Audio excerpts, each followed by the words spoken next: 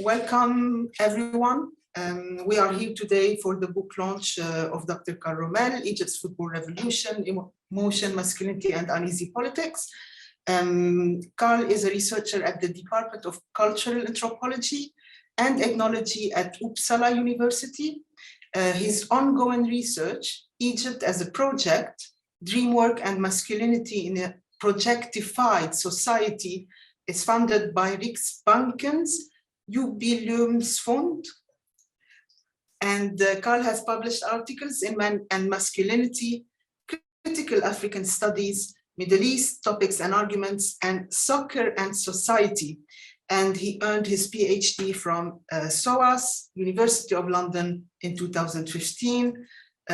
Karl, the floor is yours. Yeah, thank you. Thank you, Sabiha, for that generous introduction, and thank you for inviting me, and thanks for the audience, and thanks to Samuli, obviously, for reading the book, and I'm really looking forward to this discussion with you today. It's such a pity, though, that Nazanin couldn't make it, but as you said, Sabiha, let's hope that we can have her at another occasion. And as you mentioned, the book is a redevelopment of this PhD dissertation, which I completed at SOAS, University of London, in 2015. And right after finishing, I did actually spend some time at ZMO in Berlin. And in many ways, I started to work on this book, redeveloping the dissertation into a book during that time. So it's nice to finally be back at ZMO, although virtually, to present the actual book, right?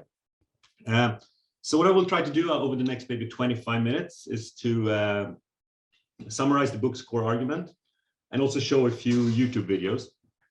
And the idea is to sort of get a platform from which we can then launch a discussion with Samuli and also with Sabiha about some more specific topics. What I will start to do is just to read the very first 2 pages, basically, of the book, so that you get a sense of how all this starts, right? So it goes like this.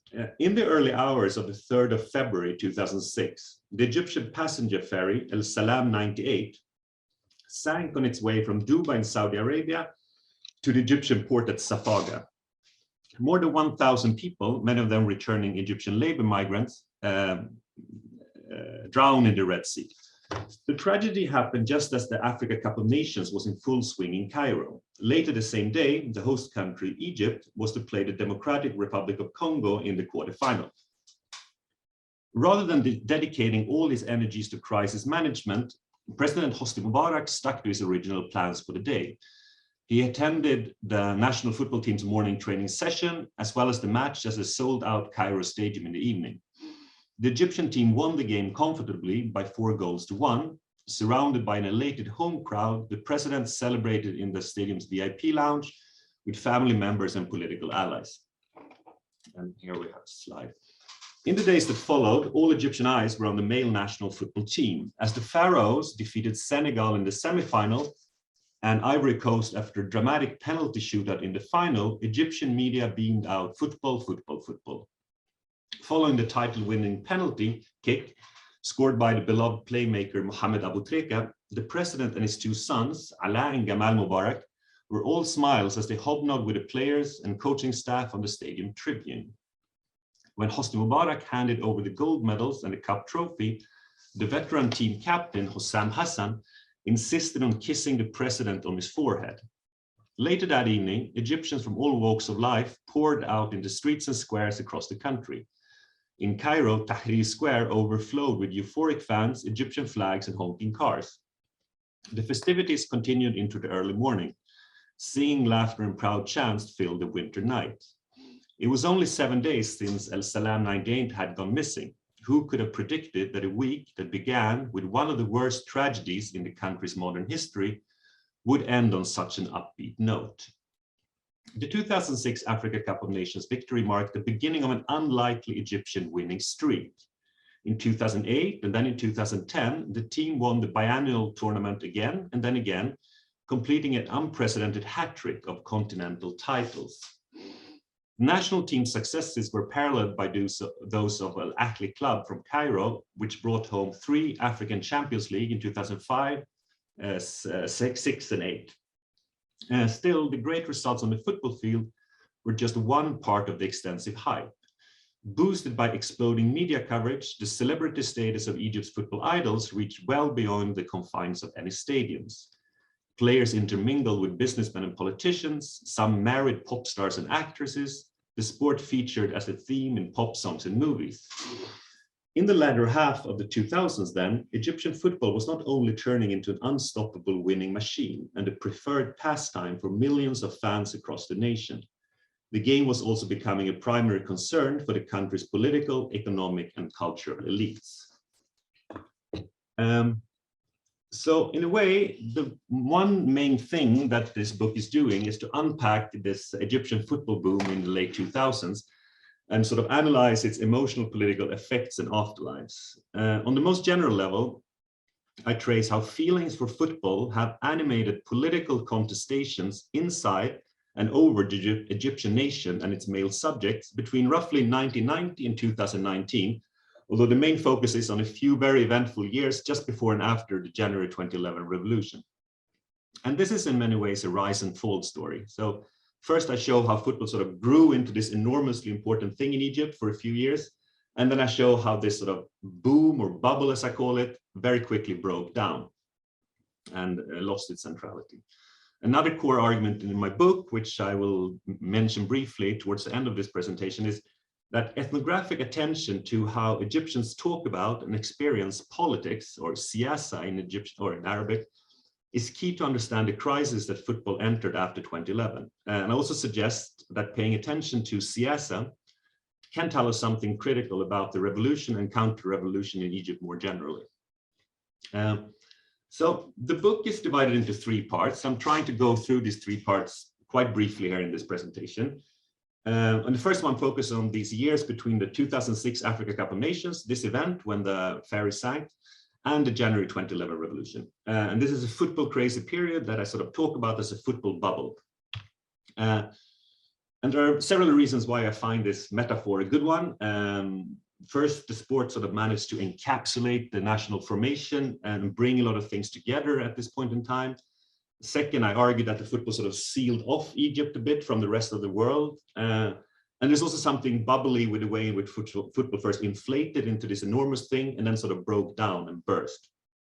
So if we start with how this thing then came together, the story sort of starts in 1990 when Egypt participated in the World Cup in Italy at that time. And the Egyptian Football Association introduced a so-called professional system in Egypt. And professionalism meant basically much more money into the game, higher players' wages, and much more money from advertisement, especially coming to the two biggest clubs, Ahly and Zamalek from Cairo. At the same time, it became difficult for smaller clubs to compete. So a lot of them were relegated. Traditional clubs from the countryside or from smaller provincial cities were relegated, and in their place comes a lot of so-called company clubs, basically clubs owned by the state, by state institutions. So all of a sudden, the Ministry of Interior had two football clubs in Egypt. The army had three different clubs. The National Gas Company had a club, and the National Petrol Company had a club, etc., etc. So you get a lot of this sort of indirect state funding.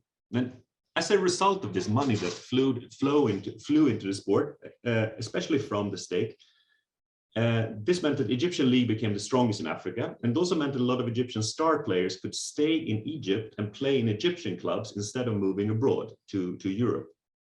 So these are sort of the golden generation of players who won all these cups in the late 2000s. And what is interesting, and this is also the coach, Hassan Shahat, that to the left, down bottom left. What is interesting in this, most of these players stayed in Egypt and actually played in Egypt during the peaks of their careers, in contrast to then maybe stars from Ivory Coast or Cameroon or something like this. Another thing that happened in this period, just like this last 5 years, basically before the 2011 revolution, is that football television is booming in Egypt. So satellite television comes into the picture. A specific type of football talk shows are becoming extremely popular. They're mixing gossip, commentary, current events, and sort of light entertainment with football. And at one point in the late 2000s, I sort of counted to that almost half a dozen television channels in Egypt were only broadcasting football 24/7. So it was like an extreme focus on football at the time. Finally, I should also mention there are a lot of links between football and popular culture at the time.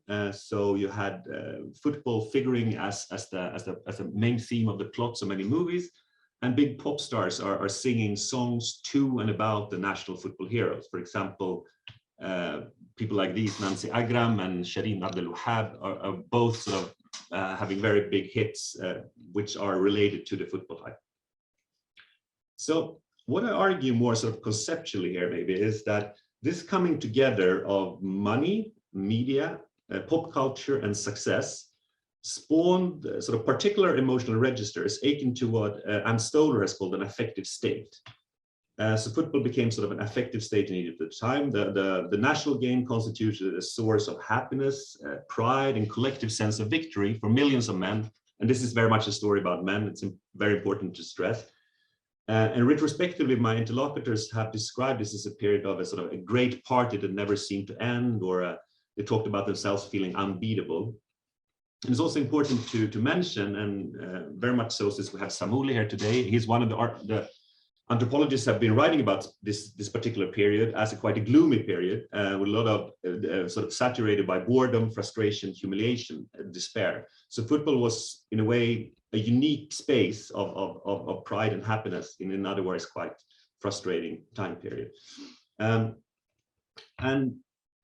my book also shows that this football bubble, as I talk about, carved out particular kinds of subjects or masculinities, right? So being a passionate football supporter came to index a successful and sort of upbeat masculine national normality in Egypt, a hegemonic masculinity, if you want to put it that way. So basically, if you were a normal Egyptian man in the late 2000s, you were sort of supposed to like football and enjoy football and rejoice in victories. And the opposite, which was very clear in many movies that I've analyzed, that if you didn't like football, you were sort of an outsider of the nation somehow. Maybe most likely you were a very stern Islamist, or you might have been a sort of university professor or something like this. So there were these sort of polarities, and then football united people in the middle. And well, to take two examples, the sort of manifestations of this football man are these talk show hosts on football television, very reactionary figures, Medhed Chalabi and Ahmed Shubir, who sort of, I argue, embodied this type of masculinity, and also many players and coaches as well. And finally, and this is where politics comes into picture, this sort of ethos of this normal football man happened to be very well in line with the public persona of Hosni Mubarak, the president, and even more maybe his two sons, Ala and Gamal. So in many ways, the presidential family, they were precisely this normal football man, right? They did not build their appeal on refinement, elaborate speeches, great morals, like arguably President Nasser and Sadat, the previous presidents, had done in different ways. Rather, they were normal people who liked football, liked winning, who liked having a pleasant life, sort of. And football provided this optimal platform for sort of being one with a national normality that was also very positively connoted national normality. And that, I argue, made football a very important part of the Mubarak regime's soft power in this point in time. So I guess that is part one of the book, so where I'm talking about what happened prior to the revolution. What is then happening, and this is part two, is that a new type of football fans comes into the picture. And this is a story of the so-called ultras fans in Egypt. So it's 3 chapters in the book. They're a new type of younger, more dedicated and more organized fan groups who first appeared at Egyptian football stadiums in 2007 and then grew very quickly. So ultras fans are not unique to Egypt. To be an ultra is something that exists in many parts of the world. They tend to cherish a coherent set of recognizable principles. So, for example, if you're an ultra, you are against what is called modern football. You're against the media. You're against the police, very, very clearly. And you insist that football should be watched at the stadium and not on television, right? So it's some kind of Puritans, football Puritans in a way. So in recent years, the Egyptian ultras, which grew into a huge movement in especially 2008, 9, and 10, just before the revolution kicked in. Their role in the Egyptian revolution in 2011 has been quite carefully documented. The fans' strict principles and discipline, their capacity to mobilize thousands of young men, and their very brave fights with the police and security forces on Tahrir Square and adjacent streets have been explored in the details by both journalists and scholars as well. And this is especially so after a gruesome massacre at the stadium in Port Said, northern Egypt, in February 2012, so 1 year after the January Revolution kicked off. The young fans became very much a standard part of the narrative of the Egyptian revolution. And many of you might have heard of the Port Said incident, this tragedy, but what is happening is that there was a match between El Masri from Port Said and Al Ahli from Cairo, and up to the left here you see the television feed from what is happening. This is right after the game, right at the final whistle. You have loads of fans from Al Masri, home fans, invading the pitch and then and attacking the Ahli ultras, the away fans in their section, which is to the right here, and that the players have to flee into the dressing room. The police didn't do anything. They just stepped back. There were a lot of police at the stadium, but for some reason they just stepped back. In the end, 72 young Ahli fans are killed, stabbed, strangled, crushed in a stampede. And today it's more or less established that this awful tragedy was some sort of revenge by the security forces against a group of football fans who had become too, let's say, influential and in the revolutionary struggle. Some sort of setup. No one really knows exactly what happened, but they wanted to teach the fans a lesson somehow, and it went obviously in a very terrible direction. The picture here with the train is what's happening when the survivors are coming back to Cairo late at night, on the night of the Port Said of the massacre, and you have thousands of people receiving them at the train station in Cairo. So in my book, I write a lot about the Port Said incident and tragedy and the massacre and what was happening and speculations about what happened. But I also tried to position this struggle between the ultras fans and the police and the revolution in a longer trajectory, which includes what happened to football before 2011. Okay, about this big bubble that Mubarak had built up around football. So basically what I'm most interested in, perhaps, when it comes to the ultras, and I'm going to show you a couple of YouTube clips now. So wait a minute, I need to share this one instead.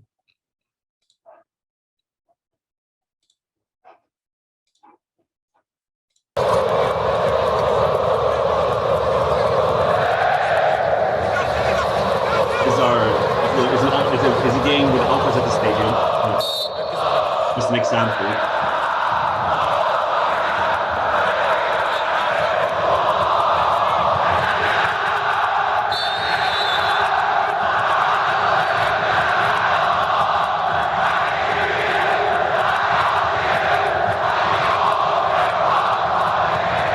So that's one, and I might show one more clip when I'm here.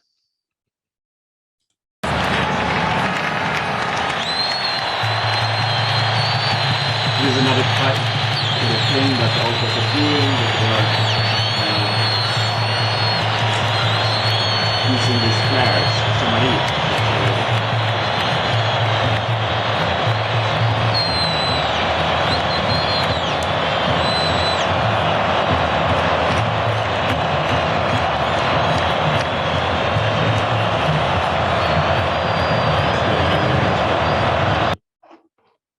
So if I go back to the slides.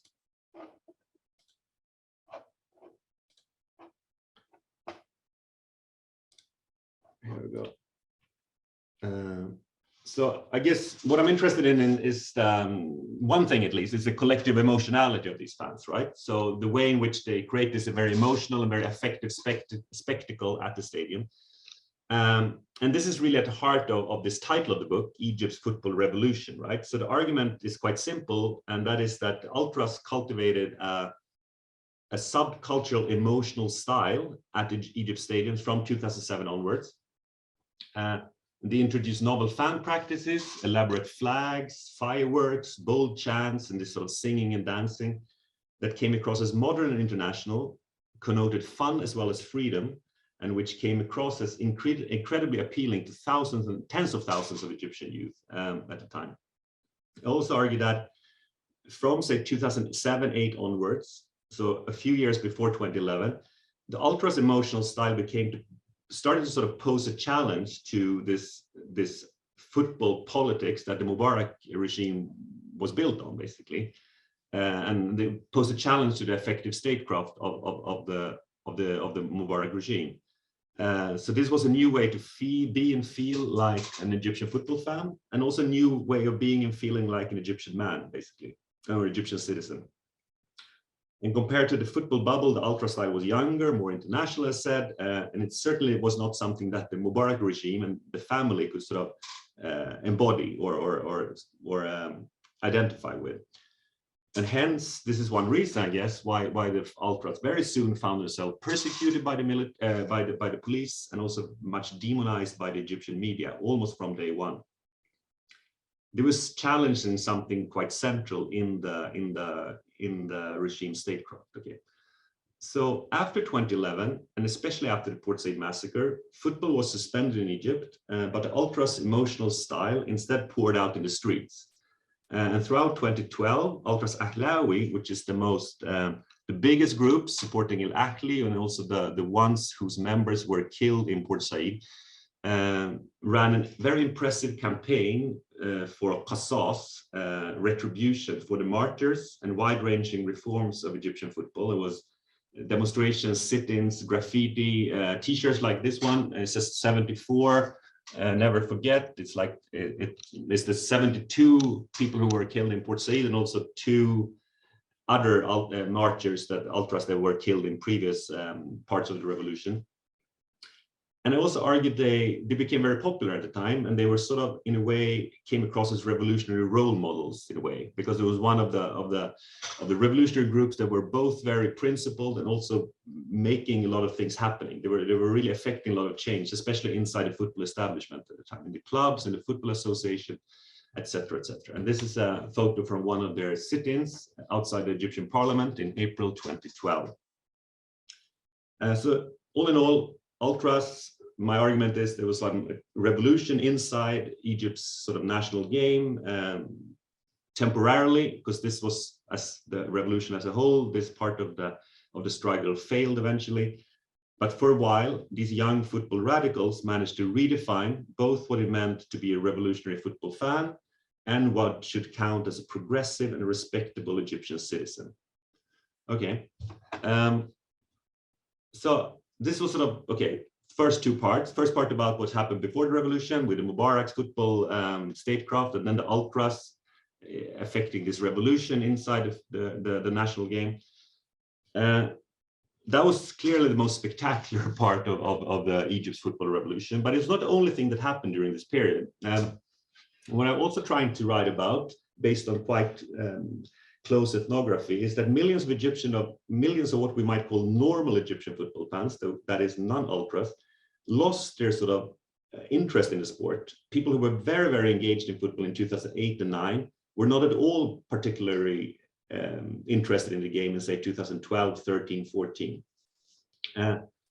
And this is something that I came across over and over in my fieldwork, that, okay, football was something we used to care immensely about, but now we don't, right? And I was trying to understand, how is this happening? And the book examines this transition through a very close-up ethnography of how football became talked about as political, siyasi in Arabic, right? In increasingly problematic and uneasy way, and that's part of the title, Uneasy Politics of the book. So, as I show, the game's emotion became sort of entangled in political, quote unquote, phenomena and experiences that caused a lot of unease. So what I do in this book is to sort of focus on politics as an emic category, and how the politics is talked about and also experienced, and how it's always seen as problematic and fundamentally antithetical to sound Egyptian nationalism. And these are some of the sort of the sort of terminology was popping up again and again, both in media material from the time and also in my ethnographic material. And especially after the Port Said tragedy, the history, socio-political function, and future of the national sport was a topic of re-evaluation and debate in the press, as well as among normal citizens, like loads of people that I sort of was hanging out with. Many of the people came to appreciate that the country's politicians had not only groomed, but also cynically exploited the ecstatic football hype in the late 2000s. In short, there was a realization that football had become politicized, and that made it difficult to really follow the game in the way they had done in the past. I have so many discussions where people say that football will never be the same. It's imbricated in violence, in blood, in murder, in politics. Politics is sort of this catchphrase for all of these problems. At the same time, this is also a period when there is a lot of, obviously, very clearly a lot of politics in Egypt, in the streets and squares of Cairo. And what is interesting here, I think, is, and something I'm also acknowledging in the book, that politics often happen to be strikingly football-like at the time. So, sorry. So I have this quote, for example. This is from an interview with a man called Bassam. I call him Bassam, longtime football fan, in December 2011. And he's sort of slipping between two different contexts, which is quite interesting. So he says, and I read, "I don't know if this makes much sense, but football is one of the very few things in life that you can actually watch it happening. In a particular moment, no one in the entire world knows what is going to happen. If it's going to hit the post, or if it's going to go in or go out. This was the thing about the moments in Tahrir Square as well. You can't believe that these things are happening right now, and we're standing here when you're actually out there with the people in the streets fighting against whoever you're fighting against. I think that's the crazy thing about it. We go to the streets together, we fight an opponent together. People form theories and analyzing stuff, but I don't know what they're analyzing. You can't explain passions. When they happen, they just happen." So what the ethnography in this part of the book explores, basically, is that these sort of overlaps on both discursive and sort of affective levels between football as an emotional pastime, and on the other hand, experiences and discourses of politics, siyasa. And the argument is basically that politics took a variety of shapes and forms in Cairo in this period, but that it almost always connoted discomfort and unease. And I also argue that the more football became sort of mixed up in politics, these entanglements made it very difficult for Egyptians to keep following the game, and that is a core reason for why the popularity of the game was just plummeting in this period. So, and just to mention, just before I end, that in the book's conclusion, I sort of try to generalize these observations a little bit, reflecting on what this sort of unease that my interlocutors expressed vis-a-vis politics and football could tell us about the revolutionary transition also outside the realm of sport. So I'm just going to mention this briefly. I can elaborate on it later, but basically my argument is that during the revolutionary years, almost all relevant political factors in Egypt made an effort to portray themselves as non-political in a quite curious way, right? So to a large extent, this seems to have been the flip side of the fact that all factions claim that they were nationalists and working for the good of the whole nation, okay? And the basic logic is basically, if you are nationalist, you cannot really be political, since being political connotes being partisan. You fight for the demands of a certain group and not for the whole nation, the whole people. And anyway, what is very clear from the struggle that I'm following of the revolutionary groups such as the Ultras, but arguably often also for other revolutionary parties and forces, this posed a dilemma. Basically, how to push for revolutionary and radical change if you at the same time need to make sure that you are non-political and working in the interest of everyone, the whole nation at the same time, right? And I suggest in the conclusion that this is a factor to take into account when we discuss both why the revolution was so successful initially and why it eventually failed and broke down. One of many factors, obviously, but also one. Nationalism was an extremely powerful and recognizable appeal that mobilized millions and millions of Egyptians in 2011. Yet it also came with this anti-political flip side that I talk about. The nationalist revolution could not be political, and that made it difficult to push for certain important demands, maybe in terms of class or in terms of gender. And I guess my story about ultras is exemplifies this paradox. Yeah, so yeah, I'm almost done. Yeah.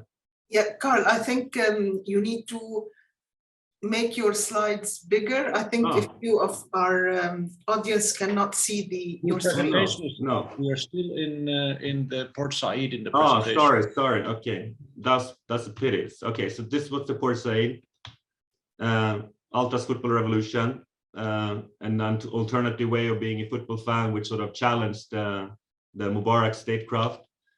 This one of the sit-ins outside the parliament of the ultras at the time of this big campaign for justice for the Port Said marchers. Okay, and then this problem of siasa, of politics, of different concepts that were popping up in my material that caused this unease vis-a-vis politics, which then also caused unease for football, because football became, there was this feeling that football was imbricated with politics in all sorts of ways. And then this quotation that I read about football being like politics in many ways, at least revolutionary politics. And then this is the conclusion, basically, that there is this paradox between football and politics and revolution, maybe in certain ways, that if you want to make a purely nationalist revolution that works for the good of the whole people, which is extremely powerful and very much mobilizing, it can also come with this flip side of excluding initiatives that are labeled as political, a very easy way of dismissing certain initiatives, which the ultras were struggling with all the way through, that they were like always sort of balancing these things, trying to do things that were radical and revolutionary, but still saying all the time that we're doing this for the whole nation somehow. I think I'll stop there, so we have time for some discussion. Sorry for the mess up of the slides. It's when you flip between YouTube and the slides. But this is anyway, if you want to buy the book, promotions, you have 2 discount codes there for book is slightly expensive, but not that expensive if you have these codes. If you want a UK, EU delivery and US delivery if someone is in the US. Thank you. Thank you, Carl.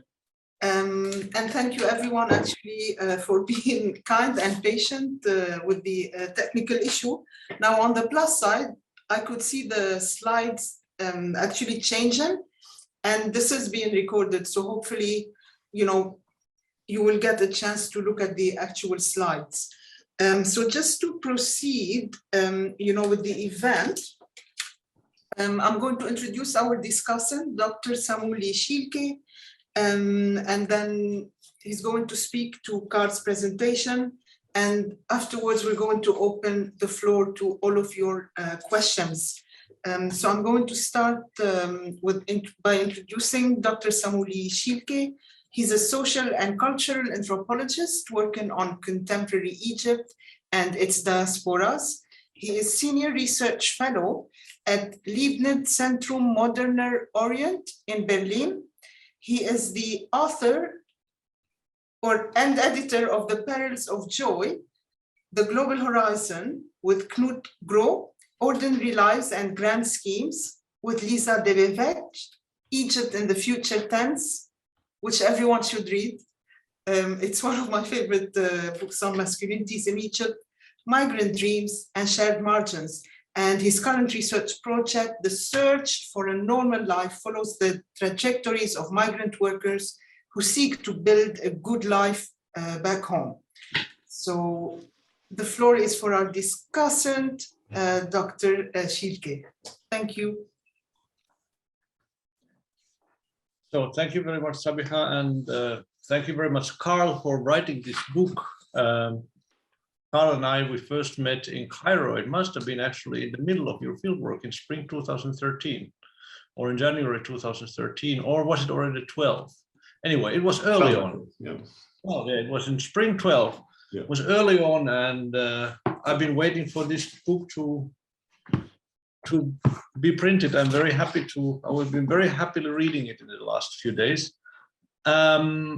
So I think there is first of all, I think I must really just applaud you for writing such a good book, because in the world of academic writing, where we're under pressure to fulfill quite contradictory requirements of being very academic, of making all the right quotations, making a good argument and everything, you actually wrote a book that is interesting for anybody who cares about football or Egypt or the revolution or anthropology. And this is quite different interests.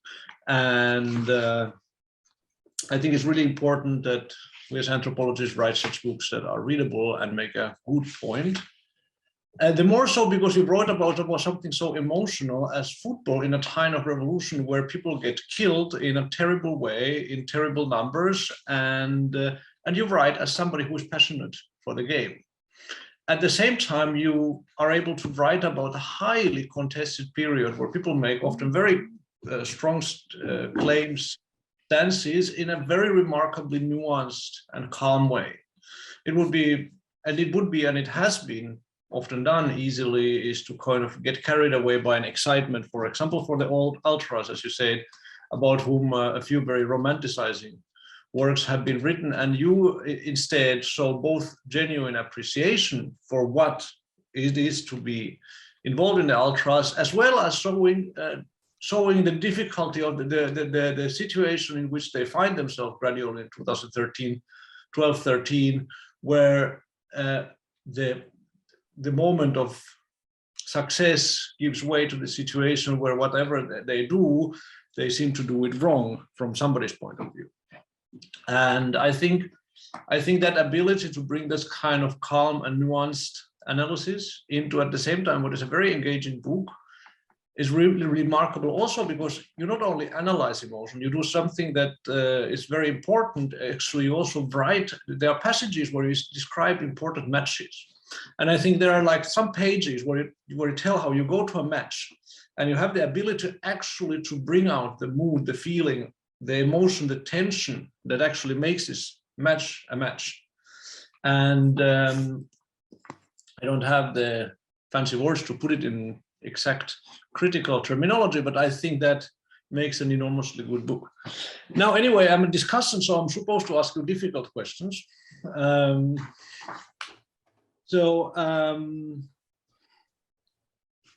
The first one, of course, is kind of evident. I mean, it is, in fact, in the book, in the postscript, but I want to ask you about it anyway, which is what happened afterwards. I mean, there is something, I think, of for me, metaphorical value that on my screen, the slideshow got stuck in the Port Said stadium massacre, because that's been kind of what happened to my own football emotion that never actually recovered since 2012.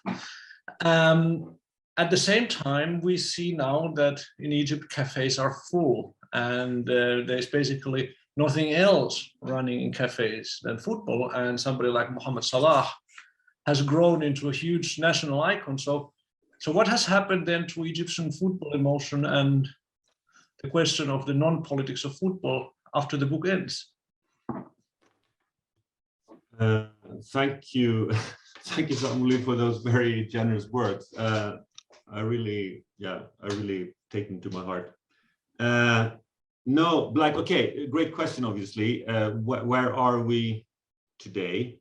As you say, I mentioned it in a postscript. This is written slightly later, based on fieldwork in 2017 to 19. And many things have happened. Like one thing which is important to just mention is that the ultras revolution has been replaced by a counter revolution. They were swept away by, or part of the revolutionary struggle. They've also been sort of crushed by the counter revolution that has followed after 2013. So the ultras are marginalized. The biggest group, Ultras Ahlawi, has even been dissolved. So that part of the story has sort of been petering out, and it's very difficult to see that will re-emerge anytime soon. The other part of the question relates to this thing that people lost, as you said, and as I did, and as so many people in Egypt did. They lost their sort of engagement and feelings for football, interest in the game after 2012, basically, after the Port Said massacre. And I'd say that is partly still the case, although, as you also said, time also moves on, right? We are 10 years past Port Said now. A new generation of fans are coming up who were very young at this time. So this is also a generational question. I think it's a particular generation for whom football lost its allure at this point in time, and it will be very difficult for it to pick up again. And I write about this in the postscript, where I'm sort of looking at this moment in time where Mohamed Salah obviously becomes one of the best players in the world. And also the national team is starting to pick up again. They're extremely bad in the years just between 2012 and 2016, but then they reached the World Cup in 2018. There is the African Cup of Nations in Egypt in 2019. They almost reached the World Cup again now last month, so they lost the final game to Senegal. They were in the final again in the Africa Cup of Nations in January this year, or February. So at the same time though, and this is really my conviction, that football is back in many ways. People are watching football everywhere, especially it's even more so than before. They're watching the European leagues in Egypt in a way that wasn't really the case pre-2011 for a variety of reasons, part of them technological and yeah. But so people are watching the game, but there's also this part of this sort of disinterest and this very instinctive reaction that it's almost better if the team loses, you know. So the Egyptian national team loses, and so many people would say, it's better this way. They're playing boring football anyway. It's not as it used to be. This is not the way, not the beautiful game that we used to play back in 2006, 7, 8, 9, 10. This is the wrong national team reaching the World Cup. The national team that should have reached the World Cup was this. So this moment in time prior to the revolution is still sort of haunting Egyptian football in a way, and the fandom, and it makes it. I was there now for when they lost to Senegal in the World Cup qualifier in March, and obviously everyone was watching the game, but then just the day after there was not so much talk about it. To be honest, it's sort of. Yeah, there is something there, and I think part of it is still. I have this quote, maybe, which I never really included in the. Now you see the slides, right? No, yes. No? Yeah. So this is a quote which is from 2017, which is in the postscript of the book. Just when Egypt has reached the World Cup, and there's I talk about this as a moment of ambivalence. People are very happy that they reached the World Cup, but also there is this sort of ambivalence. So you see this. Of course, I'm happy that we reached the World Cup finally after all these failures. It's something that makes us all happy. It's good. There are so many problems in Egypt, but at the same time, to be honest, no one really likes this team. Salah is great, of course, but Cooper, the team's Argentinian coach at the time, the team plays defensively, boring football, not like the team of Hassan Shahata, you know, the prior to 2011. And then there's also a risk. I mean, if people start loving football again, they might forget the real problems. The regime would like to utilize it politically, like Mubarak, when that ferry sank, which I just mentioned when I read from the introduction. You remember, football can be dangerous, Carl. These people love football very much. Mahmoud, 36, one of my very best friends in Cairo. So I guess I'll stop there. So it's like it is something coming back, and obviously it will come back in the future. I just read right now that they will finally now reintroduce, because this is also a big part of this, there hasn't been fans at Egyptian games for 10 years. But now they will actually have 5,000 fans at Egyptian league games this year, they say, which is still very, very little compared to the 70,000 or 80,000 people that could come to games previously. But maybe, you know, I guess it will come back at some point, but yeah, it will take a little bit more time, I think. Thanks. I actually think it's interesting to think about more about character, also like the characters, the stars like Mohamed Salah and Mohamed Abu Trika, whom you also discuss in the book quite. Yeah, Mohamed Abu Salah is especially impressive in his presence. Because what I find also, because it links with my own research, so interesting how you talk about what kind of normality is involved in football, the idea of what is unremarkable, what is unproblematic, what kind of behavior marks you as neither one or the other extreme. And how you described in in the stories you tell of the Mubarak era, there is this idea that there is a whole sort of pressure of normality, of listening Abdi Diab and liking football and not being too intellectual and not being too religious. And kind of certain kind of nationalist, vulgar unremarkability. And how that then for a moment broke and now is perhaps being replaced by some kind of other version of that. I find that very interesting, and I wanted to kind of push you to think about it a little further, because that kind of normalities seldom are very simple and unified, and there tend to be, even if they seem to be unscratched on the surface, they usually have quite a lot of different components. And I think Abu Trika is very interesting there. You mentioned when you talk about the period of the revolution, how Abu Trika, for a moment, his star really rises. He actually openly supports the campaign of President Mursi. He's an extremely popular player because he's not he doesn't have the usual stardom. Allouche, he's pious and polite. And then it goes down because he ended up being on the wrong side of the contestation of 2013. And how you say that Abu Trika was somewhat an outlier, but I also think when I think back to my own days of football fandom in Egypt in the 2000s, in the Mubarak era, Abu Trika had just risen to stardom. And I remember going to matches where people were with a huge banner showing Abu Trika in a praying position, sitting for prayer. So he also, I think, embodied a very powerful section of Egyptians back then who were being very pious. And this was very much allowed in the Mubarak era on the condition of it not being against the government.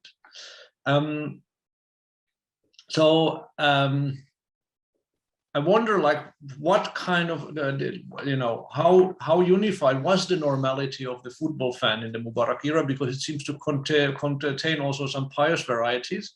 And also, if you compare Abu Trika with Mohamed Salah today, as both kind of, in their successful moments, quite unifying figures, what has changed? Of course, it's kind of difficult to argue for single personalities because so much has to do with the character, but I feel also there is a sort of shift in what makes somebody a unifying character. Thank you. No, this is an excellent question. So prior, okay, yeah, you're probably totally right that I have a tendency, and it's also maybe a matter of space and also a matter of this being partly done on historical material rather than me doing so much fieldwork in this period prior to 2011, that it might be that I'm simplifying this normality a little bit. Yeah, mostly I would blame that there's not so much more space in a chapter than because I'm doing this in all in one chapter, all this thing about the bubble basically. But you're probably right that Abu Trika adds a nuance to this normality, and he was obviously the most popular player, that's for sure. At the same time, he was an outlier in the way in which he didn't really sync with this sort of media machinery about the thing, and he didn't really link up very well with these talk show hosts, or with he was quite often quite hesitant at being received by Mubarak after the victories in the Africa Cup of Nations. Always usually there, but even though he was the best player, he was standing on the very side of the picture and things like this. So he was, yeah, and I think there's a story to be told as well about the way in which, like, Al Ahly Club was in a way more closely to the Muslim Brotherhood. They had several figures in Ahly Club at that time, which were at least not officially supporters of the Brotherhood, but somehow people knew that they had these sort of sympathies for Hani al-Khashabi. So there are nuances in this normality that I think could be possible to tease out even better. That's absolutely true.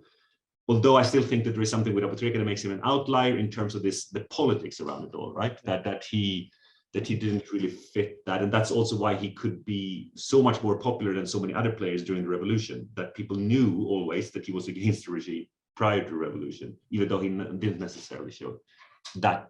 Sometimes he showed it very, very, very, when, Anyway, compared to Mohammed Salah, unifying figure for sure, but I don't think I think the comparison is, there are big differences as well. Mohammed Salah is so much more of an outsider to Egypt. He never really played in Egypt. He left Egypt at the age of 20, right after the Port Said massacre, by the way. That's when it's a matter of timing of his career. He's born 92, so he was 20 at the time of the Port Said massacre. So he never played in either Ahli or Zamalek. And this makes him a very this also makes him even more possible as a unifying figure, because he never really he's not on either side of that divide, which is dividing the Egyptian football universe. At the same time, he's also more about this the shining representative of the professional Egyptian outside of Egypt than being a homegrown figure. So I think the people, Mohammed Abu Trika is obviously so much closer to so many more Egyptians and people can relate to him much more than they can to Mohammed Salah. Yeah. Yeah, thank you. I mean, I think there's so much more could be said about that, but I think there are also people who have other questions. I know Sabiha, who have a question too, and the audience will have. Can I have one more question? Yes, of course, yes. And I'll just take the opportunity to tell our audience to start preparing your questions, to please post them in the chat. Feel free to send them personally to me in a private message if you prefer, not to have your name next to them. Yes, Samuli. Yeah, the last one has to do with masculinity. There has been often a kind of tendency, and I've faced it myself when I've done, for example, a movie about migrants which had only men appearing as main characters, where people ask, where are the women? And the first reaction to that question of where are the women is often one to attempt to balance and kind of bring a kind of demographic balance and fix the image and bring into the women. Your book does something else. It takes the overwhelming and almost exclusive masculinity of the football world as a fact. This is a social fact. We might not disagree with it. It might not be the football world I personally would want to be in most, but this is the fact of how Egyptian football is organized. As one of, not only one which is about masculinity, but it's also about masculine hypervisibility. It reproduces a specific kind of gendered idea about who is in the limelight and who is in the background. And we see this also in the fieldwork, where you sometimes mention about people's family backgrounds or family situations, but also then their wives and families never actually appear there, because even the fan situation in which you encounter them is one of a masculine gathering. And this is something that characterizes public life in Egypt. Not in all classes, not in all situations, not in the cinema, not in the music industry, not when you go to attend any actual work floor of a public office or private company, but when it comes to the public image, this is very much how the kind of inherent common sense tends to produce a visibility. So my question is actually asking you to reflect about what actually this is grounded on. What enables this? That football is overwhelmingly masculine, also historically in other parts, and definitely in Egypt stands beyond doubt. What enables that? What is the kind of, how do then women become so invisible in football? Where does this naturalized invisibility of football come? Or the fact, of course, that whenever there are women in the stadium, the camera zooms on them, and it's usually very much a greedy masculine camera that looks at them. So wherever women are, they are as an exception. How does this come together? Where do you see the kind of making of this hypervisibility?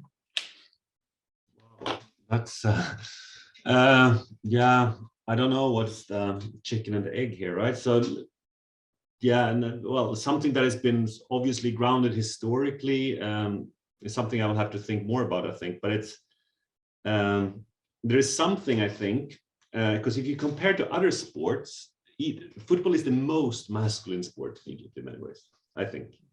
Maybe not compared to, I don't know about some weightlifting or whatever, but compared to, say, basketball or basketball, for example, it seems easier, at least on the level of youth development. It seems less of an anomaly that a girl is playing basketball than playing football somehow.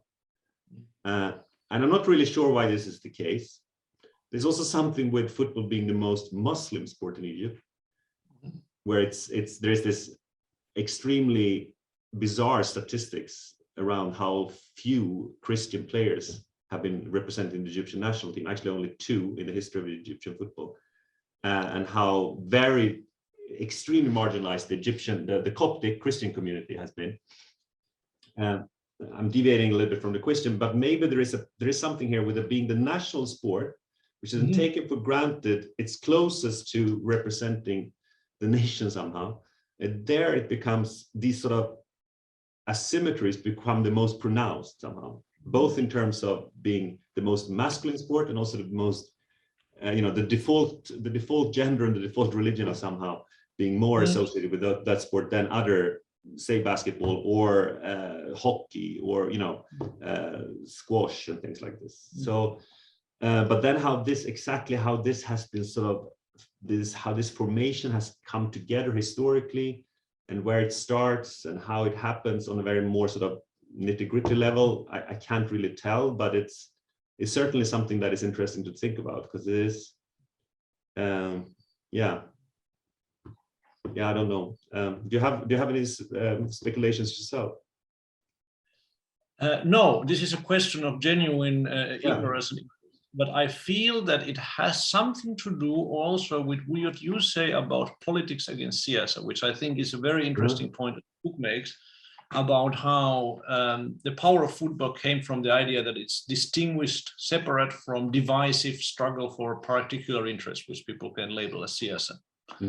And how then the kind of, the rejection of siyasa politics becomes also a way to rule the country, because demands for change become particular ones, which means also that precisely demands that would change the male Muslim interest and organizational group based of making of who rules Egypt, which is additional to male and Muslim, also has to do with certain urban classes, class positionality, which we also discussed. All of that is naturalized and becomes then incontestable, because contesting it is siyasa, and we don't want siyasa.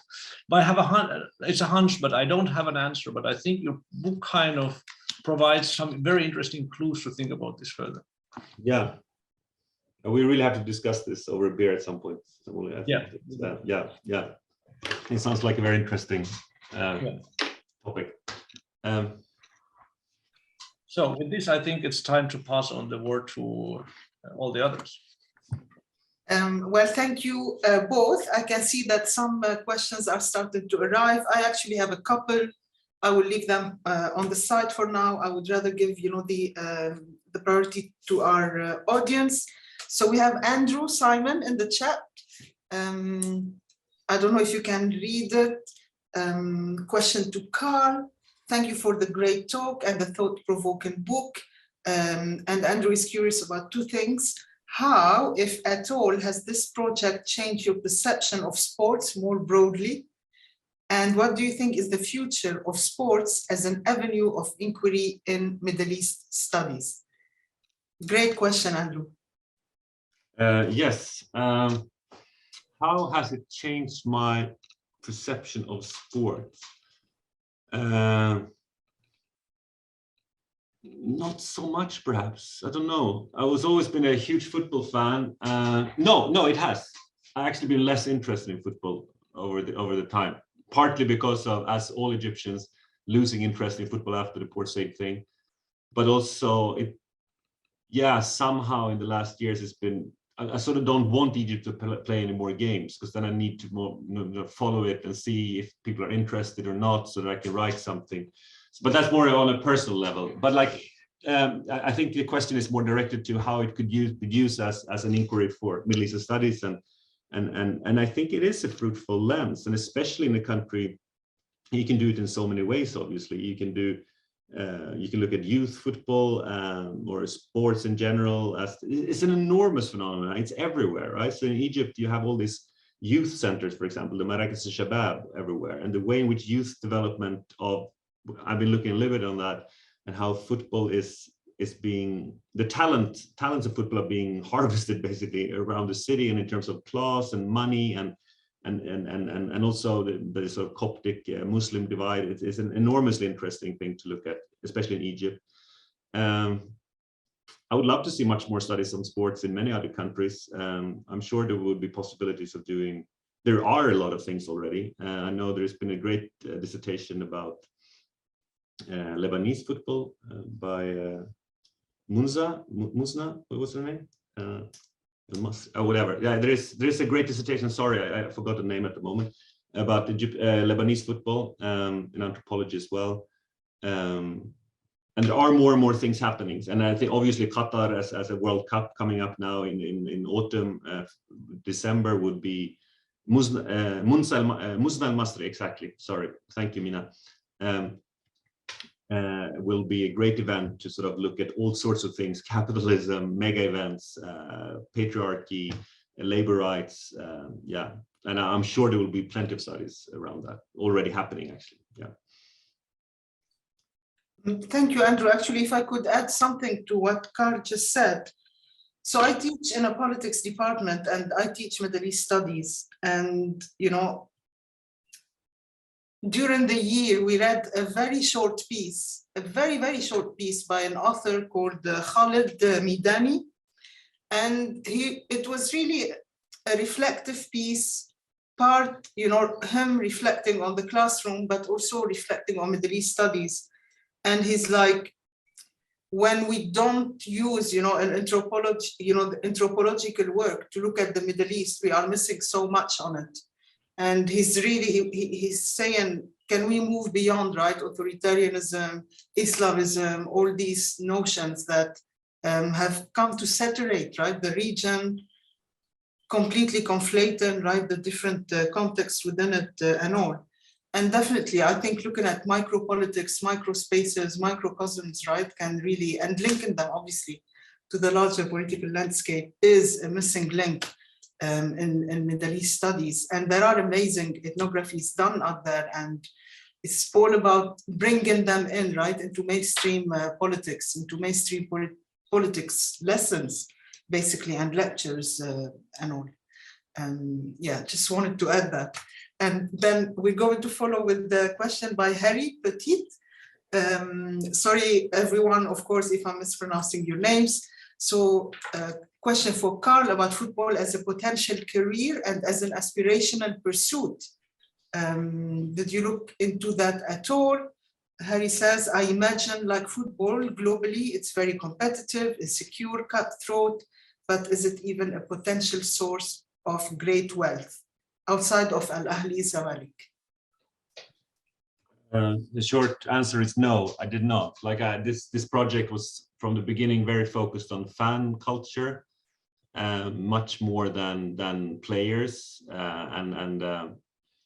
yeah, aspirations are everywhere, and this would be immensely interesting to look at, and especially how Egypt is sort of this sort of springboard for African players very often, sub-Saharan African players who come to Egypt through Egypt on their way to European leagues. And there are different agents who's mediating all this trade and everything. I don't know much about this. I'm just hearing things here and there. And I think that could be a super interesting sort of transnational project where it could be centered in Egypt or anywhere else, obviously. But no, I do not really look at that in my research. I might do it in the future, let's see, but I don't think so. Like I will, no, that's still to be done. Yeah. Okay, thank you, Carl.